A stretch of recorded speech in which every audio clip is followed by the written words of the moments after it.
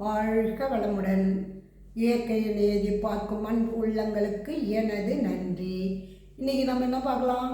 Tiffin பார்க்கலாமா இல்லையா? காஞ்சிபுரம் இட்லி பார்க்கலாமா எப்படி செய்கிறதுன்னு? சரி வாங்க.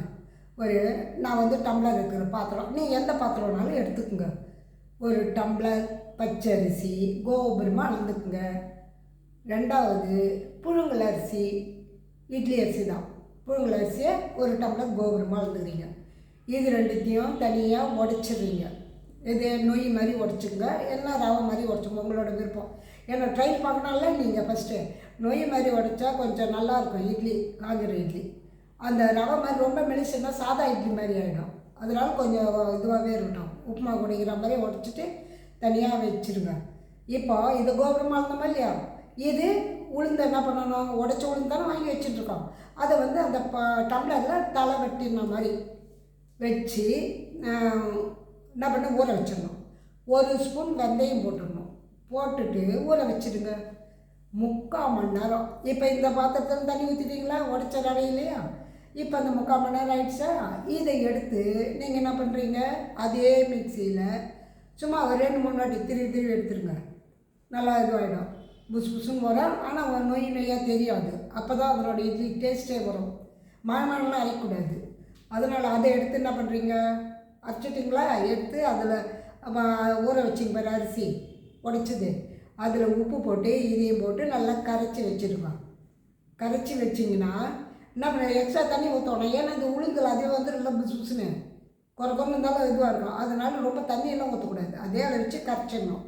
கரைச்சிட்டு நைட்டு கரைச்சிட்டு காலையில் எழுந்து தாளிக்கணும். எப்படி? நெய்யும் ஆயிலும் சேர்த்து தான். ஏன்னா வெறும் நெய் போட்டால் கல்லாட்டம் ஆகிடும்.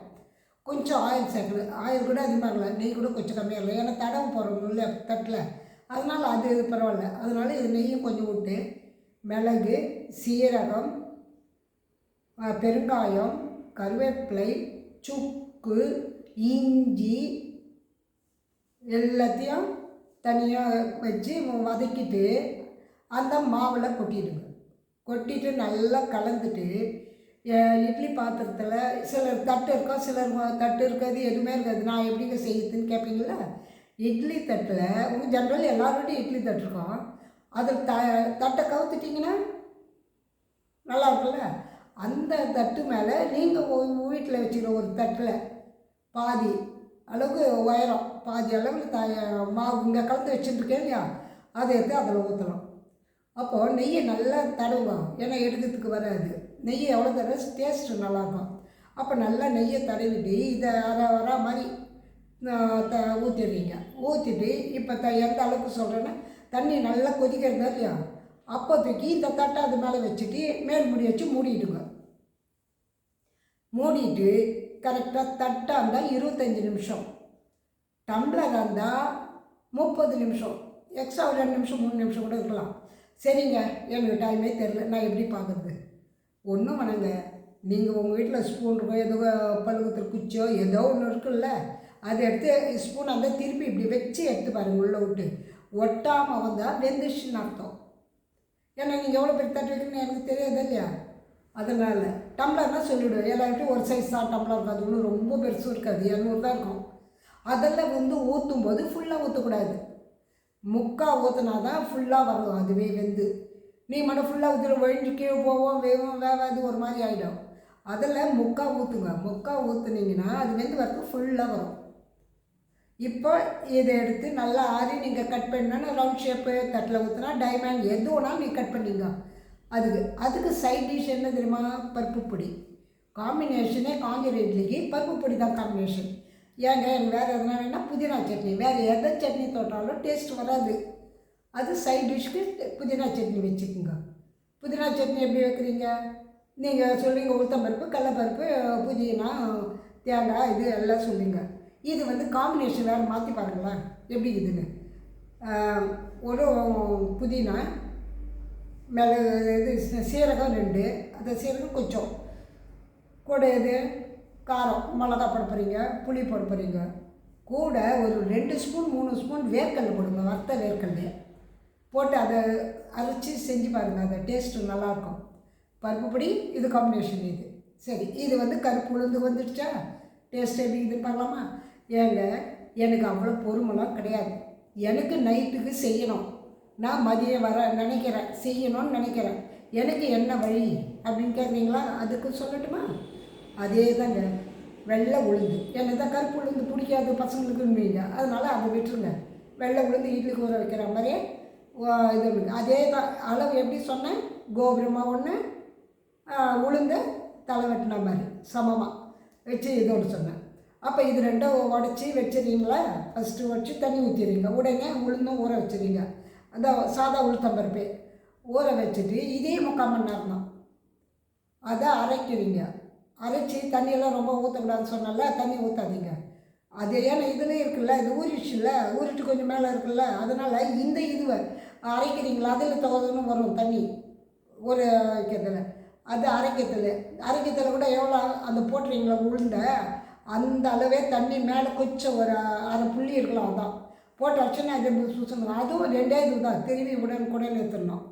எடுத்துகிட்டு இதை கரைக்கிறீங்கள, அப்போ தயிர் வச்சுட்டுருப்பீங்களோ இல்லையா, அந்த தயிரை அதில் ஊற்றி கரைச்சிடுறீங்களா? உப்பு தயிரை போட்டு கரைக்கிறீங்களா இல்லையா? வேணும்னா வெண்ணெய் கூட போட்டுக்கலாம், அந்த உளுந்தல் கூட வெண்ணெய் போடலாம். எனக்கு எதுவுமே இல்லைன்னா அட்லீஸ்ட் நெய் இருந்தால் தாங்க அது நல்லா இருக்காங்க. அதையும் சொல்லிடுறேன். வெண்ணெய் இருக்காது ஒத்துக்கிறேன். அது எதுங்க நாங்கள் ஃப்ரிட்ஜில் நான் வாங்கி வைக்கலன்னா வெண்ணெய்னோட நெய் வச்சுங்க. இப்போ ஃப்ரிட்ஜ் வச்சு நான் வெண்ணெய் வாங்கி வச்சுருந்தேன், சரி வெண்ணெய் காம்பினேஷன் போட்டுங்க, அது கூட போட்டு கரைச்சி வச்சுருங்களா இல்லையா? என்ன பண்ணுறீங்க? தாளிக்கிறீங்க. எப்போ? மதியம் ஊற வச்சுருங்க, 2 மணிக்கெல்லாம் அரைச்சி முடிச்சிடுங்க, 2 கிலோ முடிச்சிடுங்கன்னு வச்சுங்க. முடிச்சிட்டோடனே இதை கரைச்சி வச்சுட்டீங்க. இப்போ தாளிக்கணுமா இல்லையா? 2.5 மணி நேரம் ஆன உடனே எடுத்து தாளிக்கிறது. அதுக்கு எப்படி காம்பினேஷன் சொன்னேன்? இஞ்சி, கருவேப்பிலை, மிளகு, சீரகம், சுக்கு, பெருங்காயம், இதே தான் காம்பினேஷன் போட்டு கலந்துட்டு நீங்கள் அதே தட்டில் ஊற்றலாம், டம்ளரில் ஊற்றலாம், எப்படி வேணாலும் உங்கள் சௌகரியம். அதுக்கு அதே டைம் தான். இதுக்கு அது தனித்தனியாக கிடையாது, அதே டைம் தான் இதுவும். நீங்கள் செஞ்சு பாருங்கள். பிள்ளைங்களுக்கு ஒயிட் பிடிச்சா ஒயிட்டு உடனே செய்யுமா? ஒயிட்டு. பிளாக் வேணும்னா ஒரு நாள் வெயிட் பண்ணணும், அதை ரசிக்கணும், அதை ருசிக்கணும். எதுக்கு சொல்கிறேன்னா, இந்த தயிர் ஊற்றுறது அன்றைக்கி தான் இருக்கும், மறுநாள் வச்சா ஒரு மாதிரி ஆகிடும் அந்த தயிர்ன்றதால. அதனால சொல்கிறேன். இதுன்னா அந்த காலத்தில் முன்னாள் வெளியே போகும்போது என்ன பண்ணுவாங்க, மண் பாத்திரத்தில் தான் ஊற்றுவாங்க. இட்லி இருக்கிறதுனால மண் பாத்திரத்தில் தானே இருந்தது, அதில் ஊற்றுவாங்க. அந்த சின்ன டம்ளர் வச்சுருப்பாங்களா மண்ணில், அதில் ஊற்றி எடுத்துன்னு போவாங்க வெளியூருக்கெலாம். அது எப்படின்னா இதே தான் ஊற்றுவாங்க. ஏன்னா அது தண்ணி வேறு அரைக்கலை, உடைச்சாங்க. அப்போ நீங்கள் கேட்பீங்க, அப்போ ஏதுங்க மிக்சின்னு கேட்பீங்க. அப்போ யந்திரம் இருந்தது, அது நல்லா சுற்றி இருந்தானா அது உடையும். அப்போ அது மாதிரி இருந்தது. அதேமாதிரி உளுந்தோம் அது மாதிரி உடச்சிடுவாங்க, தண்ணி ஊற்றி வச்சுடுவாங்க. நல்லா கொஞ்சம் ஓரளவு கொரப்பாக அரைச்சிட்டு தண்ணி ஊற்றி வைப்பாங்க. ஏன்னா 2மே இல்லை அவங்க. அப்போ இப்போ நம்ம தான் நாகரிகம் வந்த மாதிரி மிக்சி வந்துச்சு, எல்லாம் வந்துச்சு, நம்ம இஷ்டம் தானே. இன்றைக்கி அது மாதிரி செஞ்சுப்பாங்க. அது கூட எடுத்து போகும்போது எப்படி தெரியுமா பண்ணணும், எடுத்து ஒரு ஃபஸ்ட்டு அந்த கோடை மாதிரி இருக்கணும். எல்லாம் நீ அவசியம் பார்த்துருந்தாங்கன்னா மந்தார இலை போடுங்க. ஃபஸ்ட்டு போட்டுட்டு அதுக்கு மேலே ஒரு மந்தார இலை போட்டு திரும்பி அடுக்கி மேலே ஒரு மந்தார இலை போட்டு மூடி எடுத்துன்னு போங்க. 2 நாள் இருந்தால் 3 நாள் கூட நல்லா இருக்குது. நீங்கள் செஞ்சு பாருங்கள் எப்படி இருக்குதுன்னு. வாழ்க வளமுடன்.